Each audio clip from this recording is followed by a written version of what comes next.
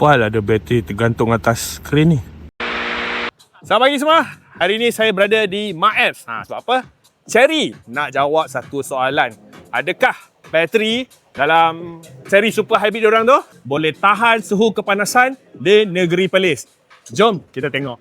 Test ni dah dibuat di serata dunia. Macam dekat Indonesia, bateri direndam dalam air laut lebih dari 50 jam dan dipasang balik. Bateri masih baik lagi.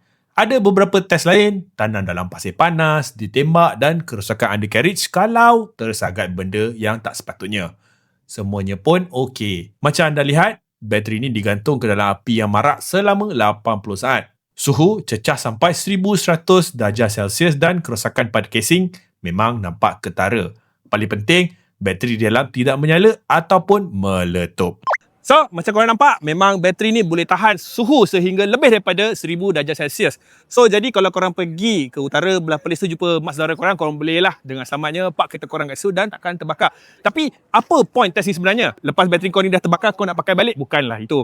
Lagipun kalau korang fikir, kalau kereta korang dah cecah 1000 darjah Celsius, korang ada kereta lagi ke tak? Tak ada kan? Tapi ini adalah untuk menunjukkan bila adanya kebakaran berlaku, korang sempatlah nak lari keluar daripada kereta. Itulah dia, korang convince ke tak? Tolong bagi tahu. Cuma satu je aku minta. Jangan komen neraka lagi panas.